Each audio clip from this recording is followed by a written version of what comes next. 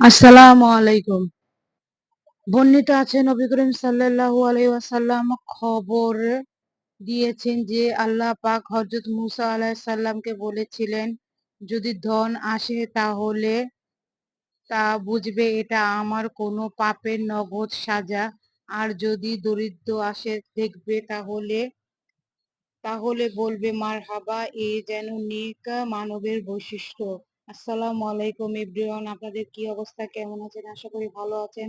আলহামদুলিল্লাহ, আমিও ভালো আছি। আমার এই গল্পগুলো আপনাদের কাছে কেমন লাগে কমেন্টে জানিয়েন।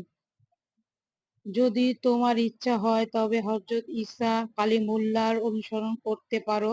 তিনি বললেন, খোদা আমার তরবারি, খোদার ভয় আমার বৈশিষ্ট্য, পশম আমার পোশাক, চন্দ্র আমার প্রদীপ, পদযুগল আমার সাউরি, আর জমিনে যা কিছু খাদ্য ও ফলমূল উৎপাদন করে তাই আমার খোরাক। সুবহানাল্লাহ।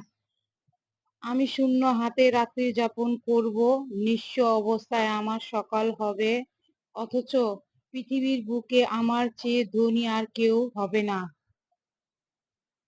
আল্লাহ পাক যখন হযরত মুসা আলাইহিস সালাম ও হযরত হারুন আলাইহিস সালামকে ফেরাউনের নিকট পাঠিয়েছিলেন, তখন তাদেরকে বলেছিলেন, ফেরাউনের জাগরিত প্রতাপ ও প্রভাব যেন তোমাদের ভীতু না করে। ওর ভাগ্য তো আমার হাতে।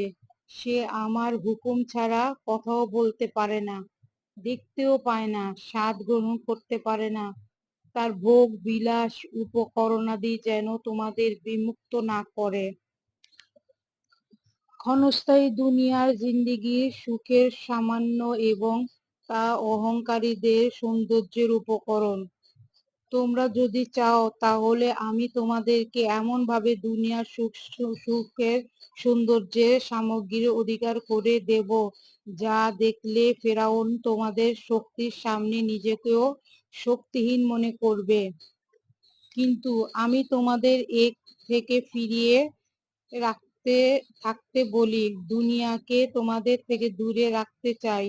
আমি আমার ওলিদের সাথে এরকমই ব্যবহার করি। আমি তাদের জাগরিত সুখের উপকরণাদি থেকে দূরে সরিয়ে রাখি, যেমন কোনো মেহেরবান রাখাল তার বকরিকে বিপজ্জনক চারণভূমি থেকে দূরে সরিয়ে রাখে।